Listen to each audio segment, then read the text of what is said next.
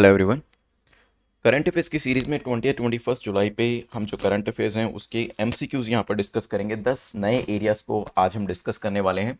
This is brief introduction about me. My name is Prince Luthra, all India rank 577 from UPSC CSE 2014 batch.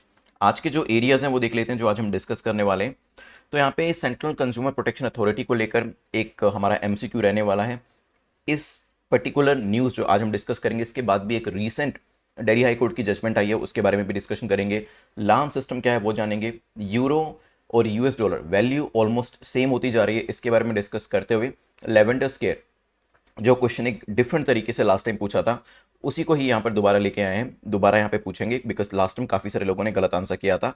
Then bell को लेकर Sanjay Gandhi national park, प्रधानमंत्री फसल बीमा योजना, MMDR act 2015 and एजोरेस high के बारे में डिस्कशन करेंगे इस लेक्चर के अंदर।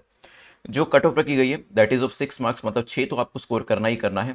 6 से ज़्यादा भी कर सकते हैं to be in the safe zone, लेकिन हाँ 6 से कम आएगा तो वो कहीं ना कहीं डेंजर जोन में आ जाएगा। आप अपने टारगेट को सेट करें कि 10 में से आप कितना स्कोर करने वाले हैं। यहाँ पर हर सही आंसर के लिए will get 1 mark, for every incorrect one 0, and for every miss reading and misunderstanding the question -2 की पेनल्टी यहाँ पर रहने वाली है। चलते हैं फर्स्ट क्वेश्चन के ऊपर। The first question says central consumer protection authority CCPA को लेकर बताएं कौन सी स्टेटमेंट आपकी करेक्ट है, कौन सा कथन आपका सही है। ये एक स्टैट्यूटरी बॉडी सेटअप है जिसे कि लॉ के द्वारा, पार्लियामेंट के द्वारा बनाया गया है सीसीपीए को, हो सकता है। It regulates matter relating to violation of rights of consumer, जहां पर भी कंज्यूमर के राइट्स का वायलेशन होता है, किसी गलत तरीके की अनफेयर ट्रेड प्रैक्टिस जिसको आप कहते हैं उसको यहां पर लेकर आया जाता है, या फिर कोई ऐसी एडवर्टीजमेंट जो कि मिसलीडिंग है, उस सिनेरियोज के अंदर जो सीसीपीए वो काम करता है। 10 सेकेंड्स यहां पर आपके सामने है, सोचिए क्या आंसर हो सकता है, फिर करते हैं डिस्कशन इसको लेकर। CCPA that is central consumer protection authority ने अनाउंस किए कुछ 5 गाइडलाइंस जिससे कि अनफेयर ट्रेड प्रैक्टिस, ताकि कंज्यूमर जो है, ठीक है, जो ग्राहक जो है, ठीक, उसको किसी तरीके की परेशानी ना हो। और इसके अंतर्गत एक काफी पुरानी डिमांड थी कि हम लोग होटल में खाने जाते हैं, होटल में खाना खाने के बावजूद, रेस्टोरेंट में खाना खाने के बावजूद होता क्या है, वहां की सर्विसेज अच्छी नहीं होने के बावजूद भी हमें सर्विस चार्ज देना पड़ता है। ठीक है, सो ये सर्विस चार्ज जो है ये मैंडेटरी नहीं होना चाहिए। ये अगर कंज्यूमर को सर्विस अच्छी लगी तो पे करेंगे, नहीं तो नहीं करेंगे। इस तरीके की बातें काफी टाइम से चल रही थी और सीसीपीए ने, गवर्नमेंट ने इस चीज को संज्ञान में लिया और यहां पर यह भी कहा कि बिल्कुल ठीक है, जो सर्विस चार्ज होटल्स और रेस्टोरेंट्स के द्वारा लगाया जाता है वो नहीं लगाया जाएगा, और ये इसी वजह से लेकर आया गया ताकि कंज्यूमर्स के इंटरेस्ट को प्रोटेक्ट किया जा सके। तो यहां पर आपको सीसीबीए का काम समझ में आ गया होगा। यस, ये एक स्टैट्यूटरी बॉडी है जिसे कि पार्लियामेंट के अंदर एक लॉ को पास करके बनाया गया है, और इसका मेन काम यही है कि कंज्यूमर्स, आप लोगों को बचा कर रखना, आप लोगों को प्रोटेक्ट करना, ताकि कोई भी गलत बिजनेस प्रैक्टिस या एडवर्टीजमेंट को यूज करके आपसे ज्यादा पैसे चार्ज ना कर सके। ठीक है, तो करेक्ट आंसर क्या हो जाएगा, सी। अभी रीसेंट इसमें क्या हुआ, अभी कल ही इसमें एक और न्यूज आई जिसमें दिल्ली हाई कोर्ट की रीसेंट जजमेंट, क्योंकि देखिए यहां पर गवर्नमेंट ने क्या किया या सीसीपीए ने क्या किया, सीसीपीए ने तो कंज्यूमर्स के बारे में सोचा, गवर्नमेंट ने कंज्यूमर्स के बारे में सोचा यहां पर, लेकिन कहीं ना कहीं कंज्यूमर्स को फायदा होगा, लेकिन नुकसान किसको होगा, काफी सारे रेस्टोरेंट्स को यहां पर नुकसान होता हुआ दिखाई दिया।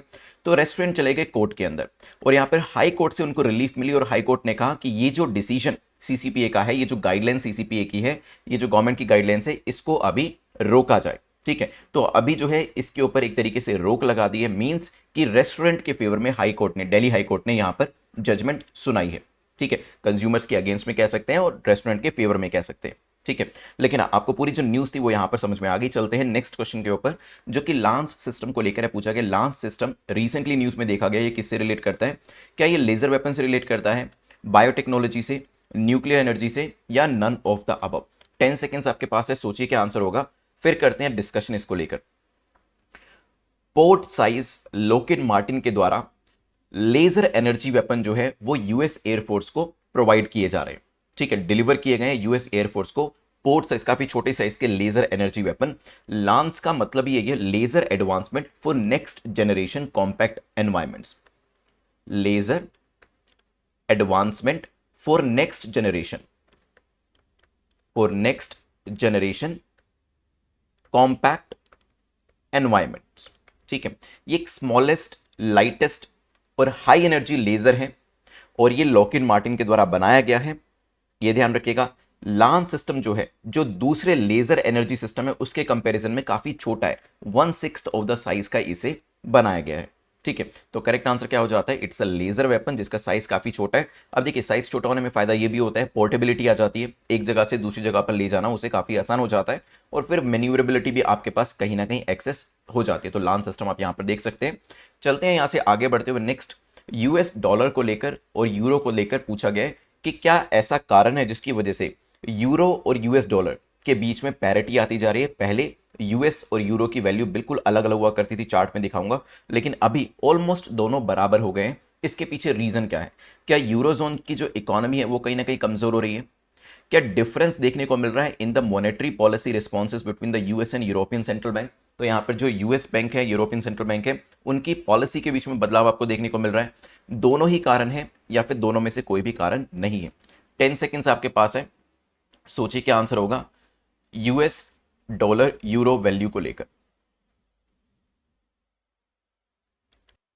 चलिए देखिए, जो यूरो है बेसिकली वो वीक हो रहा है और डॉलर के साथ उसकी वैल्यू मिलती जा रही है, क्योंकि यहां पर जो इन्वेस्टर्स है, क्योंकि यूरो की वैल्यू कमजोर होगी तो क्या होगा, यहां से पैसे को निकालेंगे, यूरो से पैसे को निकालेंगे, जो करेंसी कमजोर होती है धीरे धीरे वहां से पैसे को विड्रॉ किया जाता है और ऐसी करेंसी में डाला जाता है जहां पर पोटेंशियल काफी ज्यादा है, तभी दोनों की वैल्यू आपको मिलती हुई दिखाई देगी। वैसे आज के टाइम में बात करें अगर, तो $1 जो है बिल्कुल आज की वैल्यू अगर मैं आपको बताऊं तो वो आपको 0.98 यूरो के बराबर देखने को मिलेगी। ठीक है, so this is the value for today. वैसे मैं आपको पुराना एक ग्राफ भी दिखाऊंगा जिसमें आपको वैल्यू में डिफरेंस पता चलेगा। पहले यूरो जो है वो ज्यादा वैल्यूएबल हुआ करता था डॉलर के कंपैरिजन में, वो डिफरेंस काफी ज्यादा हुआ करता था। ठीक है, अभी ऑलमोस्ट वैल्यू बराबर हो गई है। अब ऐसा हो क्यों रहा है? क्योंकि यूरोजोन की जो इकोनॉमीज है वो धीरे धीरे कमजोर हो रही है और यूएस की इकोनॉमी कंपेरेटिवली बेटर जा रही है, और यहां पर यूएस और यूरोपियन सेंट्रल बैंक्स की जो पॉलिसीज हैं उसके बीच में भी आपको डिफरेंस देखने को मिलेगा। ठीक है ना, यूरो की बात करें तो डॉलर के कंपैरिजन में वीक तो ये काफी टाइम पहले से ही होना शुरू हो गया था। 2008 के अंदर जब लीमन ब्रदर क्राइसिस हुए थे तब से ही यूरो जो है वो धीरे धीरे धीरे धीरे धीरे डॉलर के कंपैरिजन में वीक होता जा रहा था। लेकिन अभी 2021 के लास्ट में 2022 के शुरू में क्या हुआ, जब से एनर्जी क्राइसिस यूरोपियन कंट्रीज को देखने को मिले, जिसमें रशिया ने यूक्रेन के ऊपर अटैक किया और जो गैस और ऑयल की सप्लाई करी जाती थी यूरोपियन कंट्रीज को वो करनी बंद कर दी, जिससे कि काफी ज्यादा वैल्यू में इनको जो ऑयल है, गैस है, उसे दूसरे मुल्कों से परचेज करना पड़ा। वहां से ही आपको इनकी करेंसी के अंदर फर्दर एक डेग्रेडेशन जो है वो देखने को मिलेगा। ठीक है, तो यहाँ पे दोनों ही रीजन है, इसकी वजह से आंसर क्या हो जाएगा, C will be the correct answer. एक डॉलर की वैल्यू कितनी है यूरो के कंपैरिजन में वो आप अलग अलग टाइम पर देख सकते हैं, और 2008 से अगर आप देखेंगे वैल्यू के अंदर एक तरीके का डिक्लाइन आपको यहां पर देखने को मिल रहा होगा। यूरो जो करेंसी आपकी है वो धीरे धीरे कमजोर होती हुई दिखाई देगी। नाउ नेक्स्ट क्वेश्चन है लेवेंडर स्केयर, रिपीटेड क्वेश्चन है। लेवेंडर स्केयर जो है रिसेंटली न्यूज में एक कॉन्सेप्ट देखा गया है, एक फ्रेज काफी पूछी गई थी, ये किससे रिलेट करता है? 10 सेकंड्स आपके पास है। लास्ट टाइम काफी सारे लोग इसका आंसर नहीं दे पाए थे, डिफरेंट तरीके से क्वेश्चन पूछा था। क्या ये एलजीबीटीक्यू से रिलेट करता है? क्या ये लेवेंडर प्लांट से रिलेट करता है? इन्वेजिव एलियन स्पीसीज से रिलेट करता है या फिर नन ऑफ द अबव? बताएं। देखिए, this is related to marginalisation of LGBTQ employees working in the US government office. ये न्यूज में आपके आर्टिकल के अंदर दिया गया था, प्रीलिम्स के लिए इंपॉर्टेंट है, थोड़ा सा आइडिया होना चाहिए, तो यहां पर इसको हमने डिस्कस कर लिया है, ज्यादा इसमें कुछ है नहीं। नेक्स्ट क्वेश्चन पे चलते हैं, क्वेश्चन नंबर 5 जो कि बेल को लेकर है। पूछा गया बेल को लेकर बताएं कौन सी स्टेटमेंट आपकी करेक्ट है, कौन सा कथन आपका सही है।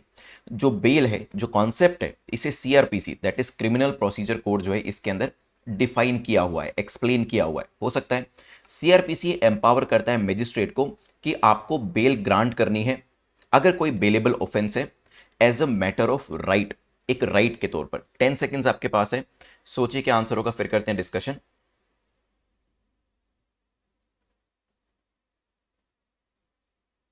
What could be the correct answer? देखिए, यहां पर हो सकता है कॉमन सेंस में हमें लगे कि बेल कोई आपका राइट तो होगा नहीं, कई जगह पे तो फंडामेंटल राइट के तौर पर भी इसे बताया गया था, बट बेल जो है अगर बेलेबल ऑफेंस है, अगर कोई ऐसा ऑफेंस किया गया जो नॉन बेलेबल नहीं है, ध्यान रखिएगा, मतलब बेलेबल ऑफेंस के अंदर जो बेल है उसे एक राइट के तौर पर ही देखा जाता है, इसे एक फेवर के तौर पर नहीं देखा जाता। ये नहीं कहा जाता कि जो बेल दी जा रही है एक फेवर करने के तौर पर दी जा रही है, नहीं, ये व्यक्ति का राइट है। अगर बेलेबल ऑफेंस है, bail is a right and it is not a favour. ठीक है, कोई यहां पर क्वेश्चन, कोई डिस्क्रिप्शन का जो सवाल है वो नहीं उठता है। सीआरपीसी एम्पावर करता है मजिस्ट्रेट को कि बेल देनी है and it is as a matter of right, बिल्कुल ठीक है, लेकिन आप सीआरपीसी में बेल को कहीं पर डिफाइन नहीं किया, ध्यान रखेगा। जो आपका क्रिमिनल प्रोसीजर कोड है it does not define the word bail, but categorise करता है कि आपके जो ऑफेंसेस हैं under the Indian penal code कौन से ऑफेंसेस ऐसे हैं जो बेलेबल हैं और कौन से ऑफेंसेस ऐसे हैं जो नॉन बेलेबल है। कैटेगराइजेशन सीआरपीसी के अंदर किया गया है, लेकिन इसे डिफाइन नहीं किया गया है, ठीक है। और जो मैजिस्ट्रेट को एम्पावर किया गया वो भी मैंने आपको बता दिया कि बेलेबल ऑफेंसेस में बेल देना एक राइट के तरीके से देखा जाता है, ठीक है। अगर नॉन बेलेबल ऑफेंसेस हैं, दे आर कॉग्निजेबल, वहां पर पुलिस ऑफिसर्स तो विदाउट अ वारंट भी अरेस्ट कर सकते हैं, वो हम सब चीजें जानते हैं। यहां पर आंसर क्या हो जाएगा, B will be the correct answer. पहली स्टेटमेंट आपकी गलत है, दूसरी यहां पर करेक्ट हो जाती है। चलते हैं नेक्स्ट क्वेश्चन के ऊपर। वैसे मैं आपको बता दूं ये बेल के ऊपर क्वेश्चन बनाया इसलिए गया था क्योंकि सुप्रीम कोर्ट का यहां पर कहना है गवर्नमेंट को कि स्पेशल एक लेजिस्लेशन, एक नया कानून बनाना चाहिए बेल के ऊपर, एक काफी ज्यादा जरूरत उनको महसूस यहां पर हो रही है ना।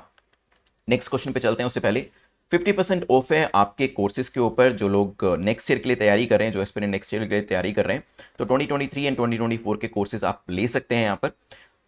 यहाँ पे जो तैयारी होगी आपकी वो डे वाइज मैनर में होगी, ठीक है। तो अगर आप चाहें तो सेपरेट आपके कोर्सेज भी अवेलेबल है। अगर आप सब्जेक्ट वाइज किसी कोर्स को कंप्लीट करना चाहते हैं, जैसे पहले हिस्ट्री कंप्लीट करना चाहते हैं फिर पॉलिटी कंप्लीट करना चाहते हैं, तो उस तरीके से भी कर सकते हैं, या फिर अगर आप डे वाइज करना चाहें तो भी कर सकते हैं। अब डे में होगा क्या, इन डेज के अंदर आपको वीडियोस मिलता है, एमसीक्यूज मल्टीपल वीडियोस भी मिलते हैं, साथ ही साथ जो सब्जेक्ट रिलेटेड वीडियोस हैं उसके साथ साथ आपको बीच बीच में तैयारी कैसे करनी है, क्या क्या चीज़ों का ध्यान रखना है, सेल्फ स्टडी के लिए क्या क्या चीज़ें करनी है, मेंस की आंसर राइटिंग कैसे करनी है, इनके वीडियोस भी मिलेंगे। एट द सेम टाइम जो एमसीक्यूज हैं उसको प्रैक्टिस को लेकर भी डेली इसके अंदर आपको स्मॉल मॉक टेस्ट जो है वो भी दिए जाते हैं, ताकि जो चीज़ें आपने पढ़ी हैं उससे रिलेटेड आपकी प्रैक्टिस जो है वो भी साथ के साथ हो जाए, ठीक है। तो यहाँ पे जो 2023-2024 का बैच है उसके अंदर आप एनरोल करा सकते हैं। चलते हैं नेक्स्ट क्वेश्चन के ऊपर, जो कि संजय गांधी नेशनल पार्क को लेकर पूछा गया। रिसेंटली इसे न्यूज़ में देखा गया है। ये इंडिया के कौन से राज्य के अंदर लोकेट करता है? क्या ये महाराष्ट्र में है, मध्य प्रदेश में है, कर्नाटका में है या आंध्र प्रदेश में? 10 सेकेंड्स आपके पास है, सोचिए। संजय गांधी नेशनल पार्क काफ़ी ज़्यादा न्यूज़ में आया था क्योंकि जो यहाँ पे आर्य कॉलोनी है वहाँ पर एक कंट्रोवर्सी हुई थी कि क्या मुंबई मेट्रो रेल प्रोजेक्ट वहाँ पर लाना चाहिए, नहीं लाना चाहिए। कंट्रोवर्सी में नहीं जाएंगे, लेकिन हाँ, क्योंकि संजय गांधी नेशनल पार्क वहाँ पर लोकेट करता है, इस वजह से इसकी लोकेशन के ऊपर क्वेश्चन पूछे जा सकते हैं, ठीक है। तो ऑलरेडी वैसे मैंने बता दिया यहाँ पर आपको, it is located in Maharashtra. कहाँ पर लोकेट करता है? महाराष्ट्र के अंदर लोकेट करता है। वैसे जो इसकी लोकेशन है उसके हिसाब से इसे मेट्रोपोलिस ग्रीन लंग्स कहा जाता है, ठीक है। इस जो जो एरिया है, जो ये नेशनल पार्क है, अपनी फ्लोरा फोना के लिए, काफ़ी रिच फ्लोरा फोना के लिए जाना जाता है। Let's move to next question. Location में से आप देख सकते हैं यहाँ पे इसकी। चलते हैं नेक्स्ट क्वेश्चन के ऊपर, क्वेश्चन नंबर 7, जो कि प्रधानमंत्री फसल बीमा योजना को लेकर है। पूछा गया PMFPY को लेकर बताएं कौन सी स्टेटमेंट आपकी करेक्ट है, कौन सा कथन आपका सही है। स्कीम जो है ये कवर करती है किसको? फूड को, ऑयल सीड को, हॉर्टिकल्चर क्रॉप्स को। क्या तीनों को कवर किया जाता है? May be. स्कीम जो है ये वॉलेंटरी है फार्मर्स के लिए, मतलब कोई ज़बरदस्ती नहीं है, ज्वाइन करना चाहे तो करें, नहीं तो मत करें। सोचिए, लास्ट टाइम ये क्वेश्चन एक डिफरेंट तरीके से पूछा गया था, काफ़ी सारे लोगों ने इसका गलत आंसर दिया था, that's why it is brought to you once again. चलिए, मैंने आपको बताया था आंध्र प्रदेश जो है उसने डिसाइड किया है कि वो प्रधानमंत्री फसल बीमा योजना को रीजॉइन करना चाहता है, ठीक है। सेंटर जो है it is reaching out to 5 other states, जिसमें बिहार, झारखंड, गुजरात, वेस्ट बंगाल, तेलंगाना शामिल है। उनको भी रीच आउट किया सेंटर ने कि वो भी यहां पर इसे ज्वाइन करें। अब देखिए, प्रधानमंत्री फसल बीमा मीन्स जो क्रॉप्स है, क्रॉप इंश्योरेंस को लेकर स्कीम है, जिसके अंदर जो आपकी फूड है, ऑयल सीड है, हॉर्टिकल्चर क्रॉप्स, तीनों को इसके अंदर कवर किया गया। लेकिन कोई ज़बरदस्ती नहीं है, फार्मर्स चाहें तो इसके अंदर पार्टिसिपेट करें, नहीं चाहें तो मत करें। और लास्ट टाइम मैंने आपको जो प्रीमियम दिया जाता है, याद करिएगा, ये प्रीलिम्स के क्वेश्चन के तौर पे आपसे पूछूंगा आज, प्रीमियम जो दिया जाता है वो कितना दिया जाता है? रबी क्रॉप के ऊपर कितना प्रीमियम है, खरीफ क्रॉप के ऊपर कितना प्रीमियम है, और हॉर्टिकल्चर क्रॉप के ऊपर कितना प्रीमियम है। चलिए, यहां पर तो सी आंसर हो जाएगा। Let's move to next question which is question number 8, जो कि बात करें फॉरेस्ट राइट एक्ट को लेकर। फॉरेस्ट राइट एक्ट जो हमारा 1927 का है, पूछा गया इसमें कौन कौन से फॉरेस्ट कवर होते हैं। क्या विलेज फॉरेस्ट इसमें आता है? May be. क्या प्रोटेक्टेड फॉरेस्ट आता है? ये भी हो सकता है। Reserve forest? सोचिए, 10 सेकेंड्स आपके पास है, फिर करते हैं डिस्कशन इसको लेकर। क्या आंसर हो सकता है? Ministry of environment, forest and climate change ने एक पब्लिक नोटिस इशू किया है for decriminalisation of Indian forest act 1927। Indian forest act 1927 जो है इसको डीक्रिमिनलाइज करने की बात करी जा रही है। अगर हम इस फॉरेस्ट एक्ट की, जो अप्रॉक्सीमेटली 100 ईयर्स पुराना है, 95 ईयर्स पुराना है, इसमें आपको ये तीनों ही फॉरेस्ट आते हुए दिखाई देंगे, ठीक है। नाउ, इंडियन फॉरेस्ट एक्ट की बात करें, पहली बात तो डेफिनेटली जो फॉरेस्ट की प्रोटेक्शन है, प्रेजर्वेशन है, उसके लिए जो प्रोविजंस है वो इसके अंदर दिए गए हैं। किसी भी एरिया को रिजर्व फॉरेस्ट कैसे बनाना है, कैसे डिक्लेयर करना है, ठीक है, विलेज फॉरेस्ट, प्रोटेक्टेड फॉरेस्ट कैसे डिक्लेयर करना है, वो सभी चीज़ें भी इसके अंदर बताई गई है। तो फिलहाल आंसर तो हमारा डी हो जाएगा। और यहाँ पर अगर पूछा जाए आपसे कि रिजर्व फॉरेस्ट और प्रोटेक्टेड फॉरेस्ट के बीच में कोई डिफरेंस आप जानते हैं तो क्या बताएंगे?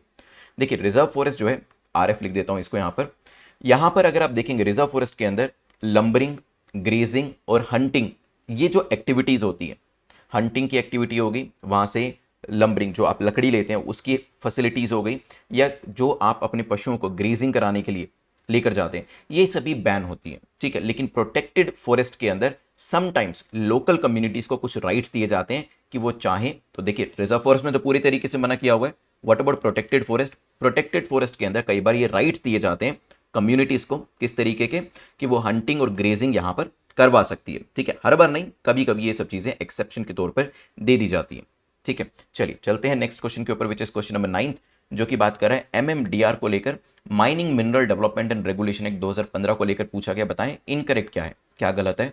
एक्ट मैंडेट करता है every state to set up DMF in each mining affected area. Act mandate करता है हर स्टेट को कि उनको डिस्ट्रिक्ट मिनरल फाउंडेशन जो है वो हर माइनिंग अफेक्टेड एरिया में बनाना पड़ेगा। As per the act the centre has the power to give direction regarding utilisation fund. पैसे का इस्तेमाल कैसे किया जाएगा वो सेंटर उसके कंसर्निंग यहां पर डायरेक्शन दे सकता है। 10 सेकेंड्स सोचिए, फिर करते हैं इसका डिस्कशन। देखिए रिसेंटली सेंटर ने जो क्राइटेरिया था उसे टाइटन किया है, जो क्राइटेरिया था उसको स्ट्रिक्ट कर दिया है कि डिस्ट्रिक्ट मिनरल फंड्स को कैसे यूज किया जाए। इट मींस डायरेक्शन देने का काम तो वो कर ही सकता है, तभी तो यहां पर ये बताया गया न्यूज के अंदर कि ये अब क्राइटेरिया और भी टाइटन कर दिया गया, ठीक है।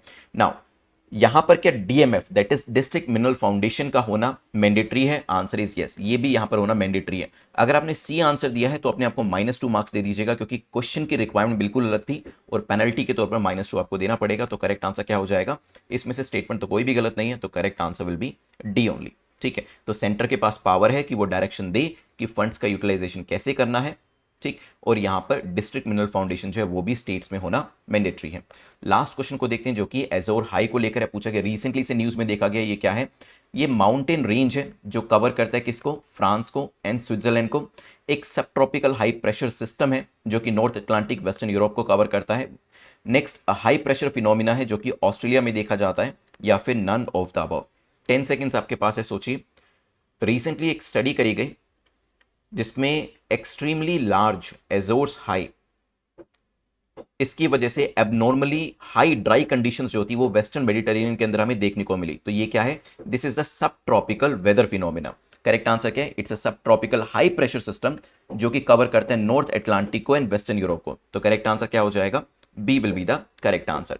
एजोर हाई क्या है? It is a subtropical high pressure system जो एक्सटेंड करता है over the eastern subtropical north Atlantic western European area during the winter time, ठीक है। एंटी साइक्लोनिक विंड से ही रिलेट करता है, ये भी ध्यान रखिएगा।